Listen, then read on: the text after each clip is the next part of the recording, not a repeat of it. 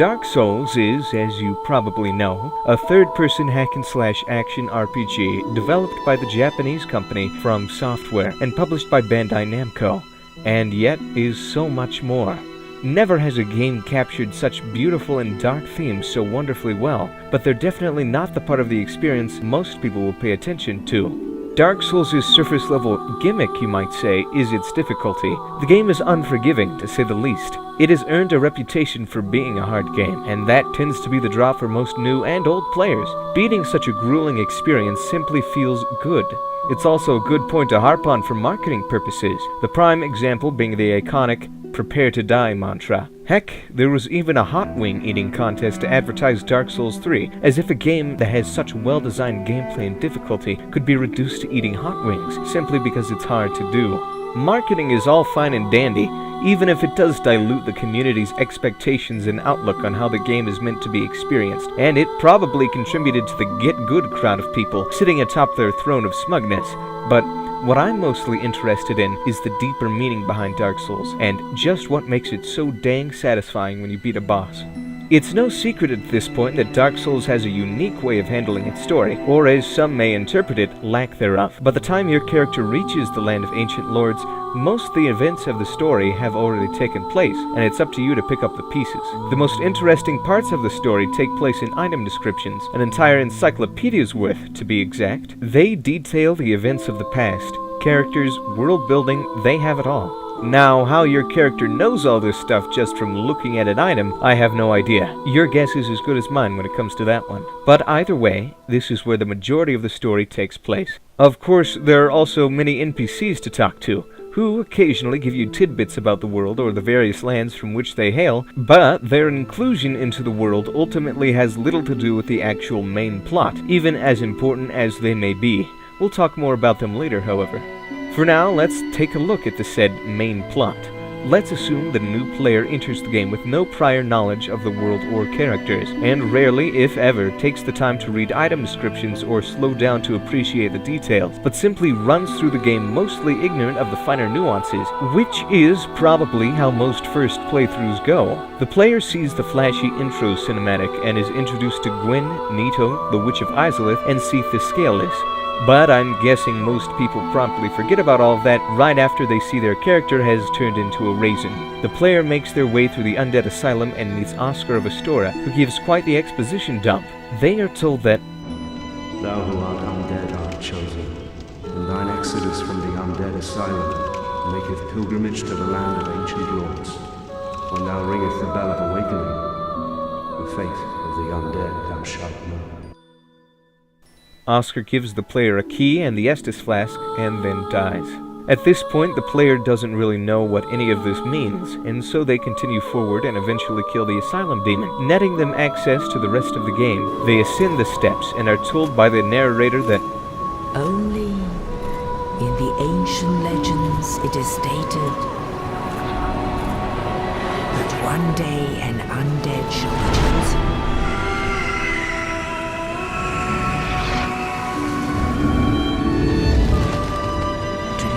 The undead asylum in pilgrimage to the land of the ancient lords. Lordran. Again, to a first-time player this doesn't make a whole lot of sense, and so they probably won't be paying too much attention. They arrive at Firelink Shrine and are introduced to the crestfallen warrior. He informs the player that there are, in fact, 2 bells of awakening, and no one has any idea of what happens once you ring them. He also tells the player they're not the first undead to pass through on this grand quest, which is opposite to what the narrator just told you. From listening to what the narrator had to say, you would assume that you are the invincible chosen one, and that you are destined to succeed and save the world from ruin, etc., etc. And then, immediately after, there's this guy, who tells you that you're no different from the hundreds of other nameless accursed undeads who have passed through Firelink Shrine, and ultimately failed in their quest and went insane. It certainly sets the mood for the game, doesn't it? We'll talk a little more about this later, however. The player, now more aware of their goal, sets off in whatever direction that catches their eye, and promptly gets destroyed at every turn until they decide to head up to the undead burg.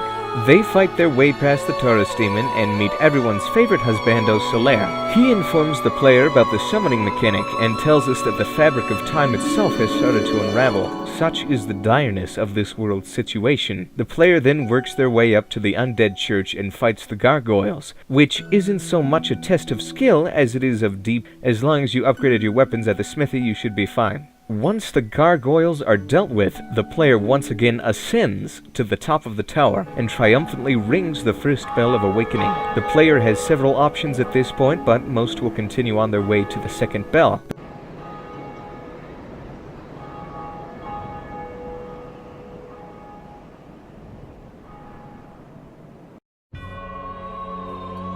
The player goes down what seems an endless labyrinth of sewers and dank tunnels, and eventually goes even further below into Blighttown. Blighttown is the true test of metal for first-time Souls players. You either get through Blighttown or you give up. It's as simple as that. The level design is erratic and samey looking, has many dead ends and annoying enemies, and my goodness, the frame rate. The only way to get out of Blighttown once you've entered from the depths and sat at a bonfire is to continue to descend into the poisonous bog. Only one way forward, no other options available. Of course, most of Blighttown's sorrows can be easily avoided if one simply gets the master key as their starting item, but unless a new player watched a guide beforehand, that scenario is unlikely. Anyway, as the player gets deeper and deeper into the level, it only seems to get worse and worse. Things switch from narrow, rickety walkways to poisonous sludge that slows you down, and you're constantly barraged by giant mosquitoes. The player has gone from the castle-like battlements of the undead burg, reminiscent of fairy tales and other RPGs, to this toxic wasteland filled with disease-ridden abominations. They've gone from being the hero of this noble quest to just another near-hollow undead. They've gone from killing knights and soldiers and gargoyles to facing a giant, horrible spider lady. They've gone from being empowered to being weak and frail, not knowing whether they have the will to survive this onslaught. This is the point where many players will give up, leave the prophecy unfulfilled. Just another nameless night going hollow in a dying world. Everything about Blighttown serves to give the player a harrowing experience their first time through, and ultimately makes them stronger for it. It prepares them for the rest of the game and decides who is able to beat the game and who is not. It's a proving ground, even more so than Sen's Fortress. If one can withstand the traumatic experience of Blighttown, one can certainly face all the other horrors which the game throws at you. Once Quellig is defeated, the player accomplishes their goal of ringing the 2 bells of awakening.